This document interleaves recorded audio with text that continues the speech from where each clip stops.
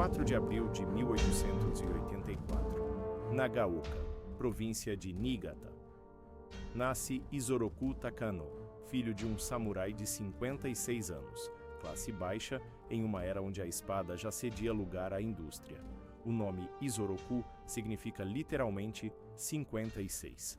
A idade do pai no nascimento do menino que, décadas depois, planejaria o ataque mais devastador contra uma potência ocidental e morreria pela mão dessa mesma potência em uma das missões mais arriscadas da Segunda Guerra Mundial. Mas o que poucos entendem é que a morte de Isoroku Yamamoto não foi vingança por Pearl Harbor. Foi cálculo frio. Foi aposta estratégica que arriscou o maior segredo de inteligência da guerra inteira. E começou muito antes de qualquer bombardeiro japonês cruzar o céu havaiano naquela manhã de dezembro.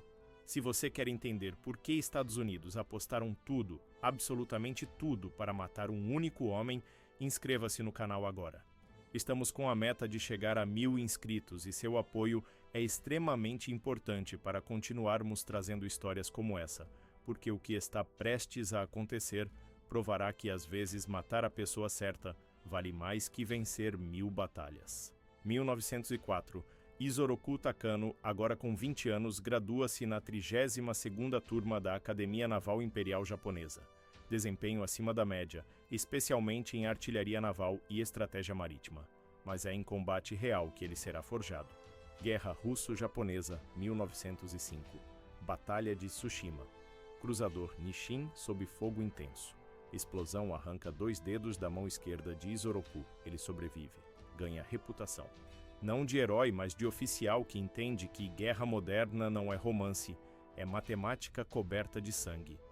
E essa lição, essa compreensão visceral de que batalhas são vencidas por logística e não por coragem, moldará toda a sua carreira. Anos depois, entre 1919 e 1921, algo acontece que nenhum outro oficial japonês da época experimentou. Isoroku Takano, agora adotado pela família Yamamoto e carregando o novo sobrenome, estuda em Harvard, Universidade de Harvard, Estados Unidos da América. 2 anos imerso na cultura que décadas depois ele tentará derrotar em 6 meses de fúria calculada.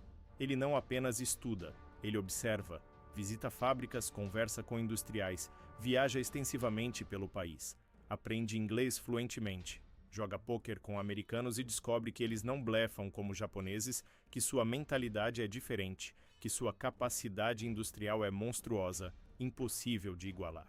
E mais importante, Yamamoto entende algo que poucos oficiais japoneses da época compreendiam.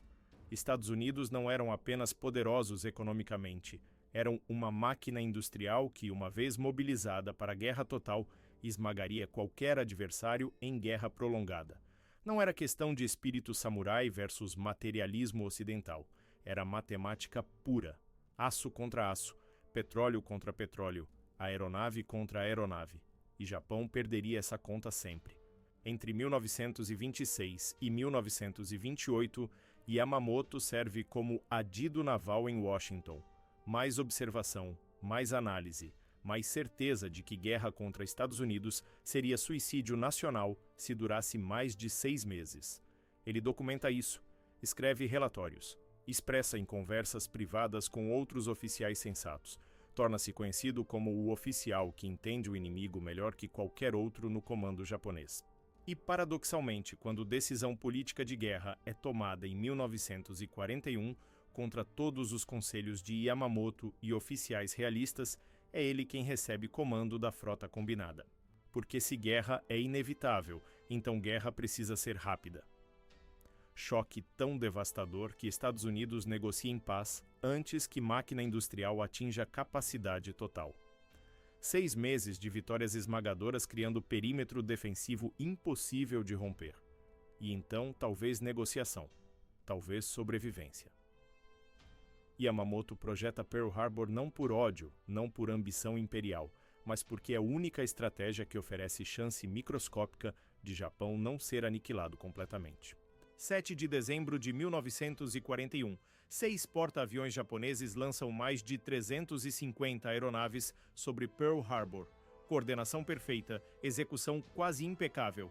8 navios de batalha afundados ou danificados, mais de 2.400 americanos mortos. Frota do Pacífico destruída em 2 horas. É exatamente o que Yamamoto planejou, exatamente o choque que calculou necessário. E enquanto Tóquio celebra, enquanto rádios japoneses transmitem vitória gloriosa, Yamamoto entra em depressão silenciosa, porque os porta-aviões americanos não estavam lá. Enterprise, Lexington, Saratoga, todos sobreviveram. Núcleo real do poder naval americano permanece intacto. Tanques de combustível não foram destruídos. Estaleiros de reparo funcionando. E pior, Estados Unidos acordaram, unificaram, mobilizaram indústria inteira para a guerra total. Yamamoto criou exatamente o cenário que tentou evitar. Guerra longa contra adversário com 10 vezes capacidade produtiva japonesa.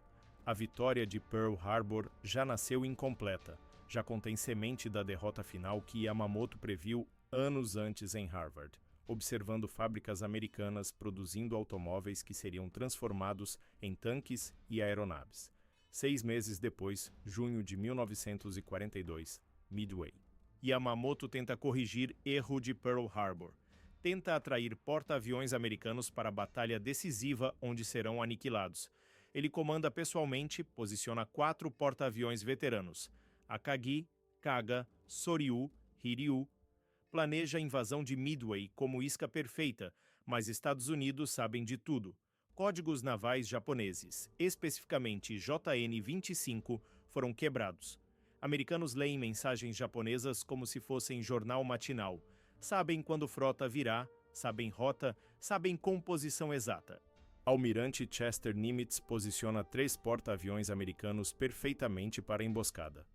4 de junho de 1942, bombardeiros de mergulho destroem 4 porta-aviões japoneses em 5 minutos de caos concentrado.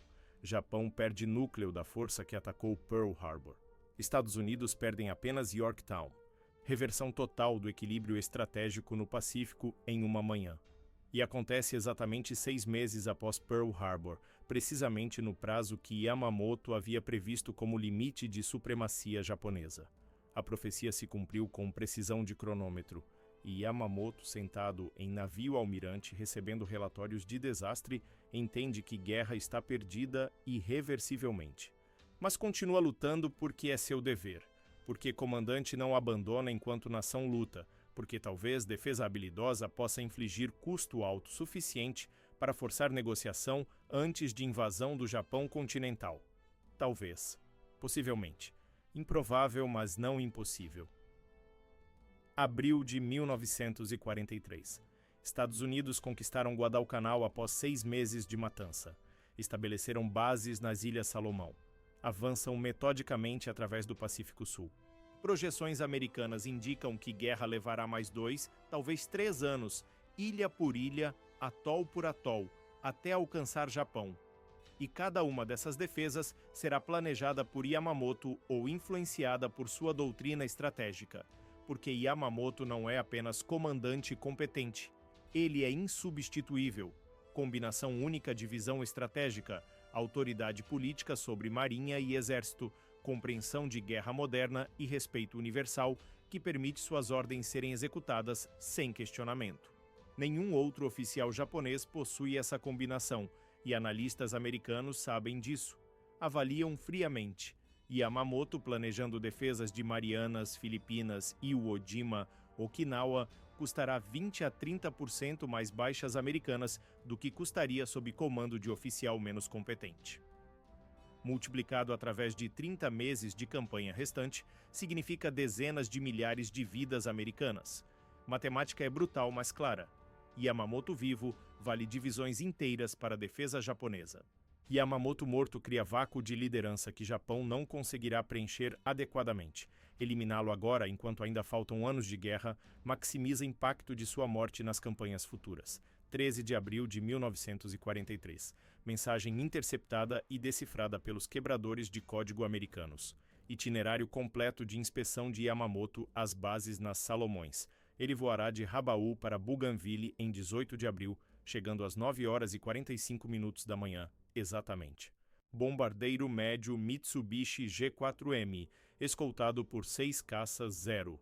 Rota especificada, velocidade estimada, altitude provável, tudo detalhado com precisão que parece negligência criminosa. Mas não é negligência. É característica pessoal de Yamamoto transformada em vulnerabilidade tática. Ele é famoso por pontualidade obsessiva, por orgulho em cumprir horários com precisão absoluta. Oficiais subordinados respeitam e imitam essa característica. Americanos planejam interceptação baseada em hipótese de que Yamamoto não se atrasará um único minuto, que chegará exatamente quando o itinerário indica. Se ele alterar horário, se voar rota diferente, se cancelar viagem, missão inteira fracassa e segredo de códigos decifrados é comprometido sem ganho algum. É aposta em fraqueza humana de um homem, virtude transformada em sentença de morte. Mas há problema maior, infinitamente maior. Executar essa missão revelará quase certamente que Estados Unidos decifraram códigos japoneses. Vantagem de inteligência que venceu Midway, que está vencendo guerra submarina, que permite antecipar movimentos inimigos em todo o Pacífico. Perder essa vantagem pode custar milhares, talvez dezenas de milhares de vidas americanas através de surpresas táticas, emboscadas, interceptações de comboios perdidas. É dilema que paralisa comando americano por dias. Nimitz apresenta a opção ao secretário da Marinha e, eventualmente, ao presidente Franklin Roosevelt. Todos compreendem o risco. Revelar códigos decifrados pode prolongar guerra, custar incontáveis vidas. Mas permitir que Yamamoto viva, planeje, comande defesas das próximas campanhas, também custará incontáveis vidas. É matemática impossível onde ambas opções têm preço medido em sangue americano. Não há resposta certa, apenas aposta sobre qual escolha matará menos americanos nos próximos 2 anos de guerra. Roosevelt autoriza. Operação Vingança é aprovada. Mas não é vingança. Nunca foi. É cálculo frio sobre valor estratégico de um cérebro humano específico. Missão é impossível por padrões convencionais. 1.000 quilômetros ida, 1.000 quilômetros volta, através de território completamente controlado por japoneses, sobre oceano e selva onde pouso de emergência significa morte, contra alvo que estará escoltado e voando rápido. Única aeronave americana capaz de tentar é P-38 Lightning, caça bimotor com alcance estendido, quando equipado com tanques descartáveis externos. Mas mesmo P-38 está no limite absoluto de alcance. Não há margem para erro, não há combustível extra para combate prolongado, não há rota alternativa. Plano exige voar a 15 metros acima do oceano para evitar detecção por radar japonês. Manter silêncio total de rádio porque qualquer transmissão pode ser interceptada. Navegar por cálculo e relógio porque não há pontos de referência sobre oceano vazio. 18 P-38 são selecionados. Pilotos veteranos comandados por Major John Mitchell. Briefing é mínimo. Pilotos não sabem quem vão interceptar, apenas que alvo é oficial japonês de altíssima patente. Decolam de Guadalcanal em 18 de abril, exatamente no horário calculado para interceptar Yamamoto sobre Bougainville às 9h35, 10 minutos antes de pouso programado. Voo é tenso além de descrição. 2 horas a 15 metros acima de ondas, velocidade constante consumindo combustível precisamente conforme calculado, sem referências visuais, confiando absolutamente em navegação de Mitchell. Qualquer erro de 5 graus significa errar alvo por dezenas de quilômetros, significa retornar sem sucesso com combustível insuficiente para alcançar base. Às 9h33, costa de Bougainville aparece exatamente onde deveria estar. Mitchell sobe formação para altitude de interceptação. 2.000 metros. Vigias escaneiam céu procurando alvos. Às 9h34, 2 bombardeiros G4M são avistados. Exatamente no horário, exatamente na altitude, exatamente na rota prevista. Yamamoto é pontual até a morte. Escolta de 6 zeros está ligeiramente acima e atrás dos bombardeiros. Posição defensiva padrão. Mitchell divide força instantaneamente. 12 P-38 sobem para engajar zeros e criar distração. 6 mergulham direto para bombardeiros. Capitão Thomas Lanphier e Tenente Rex Barber lideram ataque aos G4M. Zeros detectam ameaça, mergulham para interceptar, mas P-38 são mais rápidos em mergulho. Lanphier alcança primeiro bombardeiro, dispara rajadas de 800 metros, projéteis calibre 50 e canhão de 20 milímetros despedaçando asa direita. G4M entra em parafuso descontrolado, cai em selva abaixo. Barber ataca segundo bombardeiro, metralhadoras rugindo, destruindo o motor esquerdo. Fogo se espalha rapidamente. Segundo G4M tenta pouso de emergência forçado na selva, atinge árvores, explode em bola de fogo. Combate dura menos de 2 minutos. Zeros tentam perseguir P-38, mas americanos mergulham para altitude baixa, usam velocidade superior para escapar. Mitchell reagrupa a formação, verifica combustível, ordena retorno imediato. 2 P-38 foram danificados por Zeros, mas conseguem voar. Retorno é igualmente tenso, combustível diminuindo para níveis críticos em cada minuto, mas todos 16 P-38 sobreviventes alcançam Guadalcanal. Patrulhas japonesas de busca encontram destroços horas depois. Primeiro bombardeiro abatido continha oficiais de Estado-Maior menos importantes. Segundo bombardeiro, aquele que Barber destruiu, continha Isoroku Yamamoto. Corpo é encontrado ainda sentado, segurando katana, morto instantaneamente por projéteis calibre 50 que perfuraram o torso. Para japoneses, é perda devastadora, simbolizada perfeitamente pela imagem de Yamamoto morto, mas ainda segurando espada de samurai, guerreiro até o fim. Para americanos, confirmação de sucesso, mas também início de ansiedade paralisante. Comando japonês investigará como a emboscada foi possível, questionará se houve vazamento de segurança, considerará possibilidade de códigos comprometidos. Se japoneses mudarem códigos, vantagem de inteligência é perdida e missão terá custado mais do que valeu.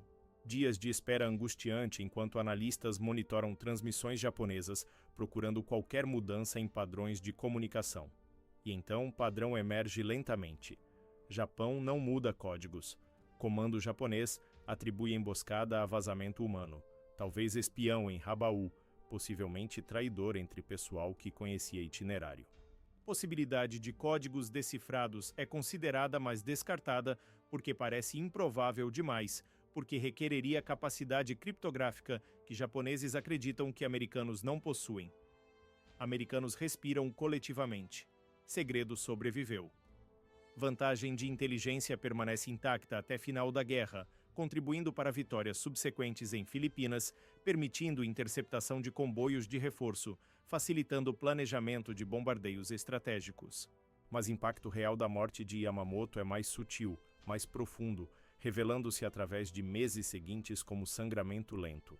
Comando japonês fragmenta, decisões tornam-se defensivas, reativas, ao invés de proativas. Coordenação entre Marinha e Exército sempre problemática, mas gerenciada por Yamamoto através de autoridade pessoal e respeito universal, deteriora completamente. Sem Yamamoto para forçar cooperação, ramos militares japoneses lutam guerras paralelas, desperdiçam recursos, duplicam esforços, falham em criar defesas unificadas que poderiam maximizar baixas americanas. Yamamoto é substituído por Mineichi Koga, oficial competente mas sem experiência, sem autoridade, sem prestígio necessário para impor vontade sobre comandantes regionais teimosos. Quando americanos atacam Tarawa em novembro de 1943, defesa é feroz taticamente, mas não há coordenação estratégica com bases próximas. Guarnição luta isolada, morre isolada, sem suporte que Yamamoto teria organizado. Quando Ilhas Marshall são invadidas em janeiro de 1944, guarnições lutam heroicamente, mas isoladamente, sem suporte naval adequado porque não há comandante com autoridade para realocar recursos sem aprovação direta de Tóquio, que demora, hesita, falha.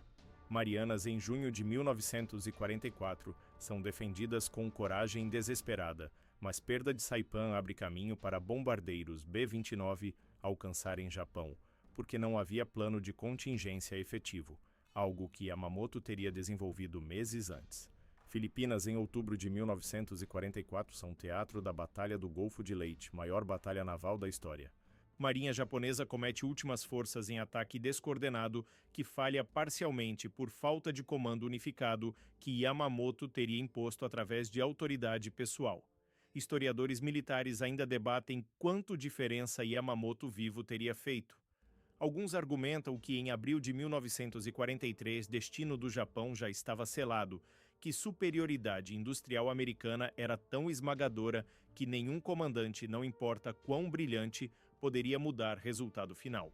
Outros apontam para estatísticas de baixas em batalhas após morte de Yamamoto, notando que defesas japonesas, embora ferozes individualmente, foram menos eficientes estrategicamente do que poderiam ser sob comando unificado competente. Estimativas conservadoras sugerem que baixas americanas teriam sido 20 a 30% maiores em campanhas de 1944 e 1945 se Yamamoto estivesse vivo para planejar defesas. Aplicado sobre Iwo Jima, onde 7.000 americanos morreram, sobre Okinawa, onde 12.000 morreram, sobre campanhas nas Filipinas, onde milhares morreram. Matemática sugere que morte de Yamamoto salvou talvez 10.000 vidas americanas através de defesas japonesas menos coordenadas, menos letais do que seriam sob seu comando. Não é número preciso, é estimativa baseada em análise contrafactual, mas captura impacto de perder comandante cujas habilidades eram genuinamente insubstituíveis. Há também efeito psicológico imensurável. Militares japoneses idolatravam Yamamoto não apenas por vitórias, mas por integridade, por aceitar responsabilidade, por liderar de frente mesmo sabendo que guerra estava perdida. Sua morte foi choque moral que nunca foi completamente superado. Tropas japonesas em 1944 e 1945 lutam com coragem desesperada, mas sem esperança estratégica de vitória, sabendo que estão apenas atrasando o inevitável. Parte dessa desesperança vem de perder líder que representava possibilidade, não importa quão remota, de resistência efetiva. Sem Yamamoto, guerra torna-se sobrevivência até aniquilação. Não luta por objetivo alcançável. É diferença sutil, mas real entre tropas que acreditam que comando sabe o que está fazendo e tropas que suspeitam estar sendo sacrificadas sem propósito estratégico. Claro, Operação Vingança permanece única na história militar moderna como assassinato direcionado de comandante inimigo específico através de operação militar de alcance extremo. Não foi primeiro assassinato em guerra, mas foi primeiro planejado, executado e bem-sucedido, com risco calculado de comprometer vantagem estratégica de inteligência mais valiosa da guerra inteira. Foi a aposta que a autoridade americana fez conscientemente, pesando o custo potencial de perder códigos decifrados contra benefício de remover cérebro estratégico inimigo. E a aposta foi vencedora, claro, em retrospectiva. Japão não mudou códigos e morreu sem comandante capaz de substituir Yamamoto adequadamente, mas em abril de 1943, resultado não era garantido de forma alguma. Roosevelt e Nimitz apostaram que característica pessoal de Yamamoto, pontualidade obsessiva, seria mais forte que prudência de segurança. Apostaram que comando japonês não suspeitaria de códigos comprometidos. Apostaram que pilotos de P-38 conseguiriam missão impossível de voar 1.000 quilômetros sobre território inimigo, interceptar alvo movendo rápido e retornar com combustível contado ao limite absoluto. Todas essas apostas tinham que funcionar simultaneamente para a missão ser sucesso. Uma única falha e custo seria estratégico, não apenas tático, revelando o maior segredo de inteligência sem eliminar alvo. Ironia final da história de Isoroku Yamamoto é que homem que previu derrota do Japão, que alertou contra a guerra com os Estados Unidos, que entendia limitações industriais japonesas melhor que qualquer outro oficial na hierarquia militar, foi morto por manifestação exata dessa superioridade americana que ele temia e respeitava. Códigos decifrados através de capacidade criptográfica que Japão não podia igualar. P-38 Lightning com alcance que nenhum caça japonês possuía. Coordenação perfeita de inteligência e operações que funcionou impecavelmente através de milhares de quilômetros. Decisão de arriscar vantagem estratégica de longo prazo para ganho tático de curto prazo, tipo de aposta que apenas nação com recursos abundantes pode fazer sem medo de consequências. Yamamoto foi morto pelo sistema que ele entendia seria imbatível em guerra prolongada. É tragédia pessoal para homem que tentou evitar guerra, aceitou responsabilidade quando guerra foi decidida politicamente e morreu executando o dever que sabia ser impossível de completar com sucesso final. E você, o que acha? Valeu a pena arriscar maior segredo de inteligência da guerra inteira para matar um único homem? Se Yamamoto estivesse vivo, planejando defesa de Okinawa, coordenando resistência final em potencial invasão do Japão continental, quantas vidas americanas adicionais teriam sido perdidas? É pergunta sem resposta definitiva, mas que captura dilema central de comando em guerra moderna, onde às vezes decisão mais importante não é qual batalha lutar, mas qual inimigo remover antes que batalhas comecem. Se esse tipo de análise te interessa, se você quer entender como guerras reais são decididas por escolhas estratégicas que pesam vidas contra a vantagem tática, inscreva-se agora. Estamos trabalhando para chegar a 1000 inscritos, e seu apoio faz toda a diferença para continuarmos trazendo histórias como essa. Porque a história de Isoroku Yamamoto não é apenas sobre assassinato de comandante inimigo. É sobre paradoxo de homem que entendeu que guerra estava perdida, mas lutou brilhantemente mesmo assim. Sobre decisão de arriscar tudo para matar pessoa insubstituível. Sobre como às vezes em guerra remover cérebro certo vale mais que vencer 1000 batalhas. E é sobre fato de que Yamamoto, homem que previu própria derrota e derrota de sua nação, foi provado absolutamente certo por morte, que exemplificou exatamente superioridade industrial e estratégica que ele alertou ser invencível.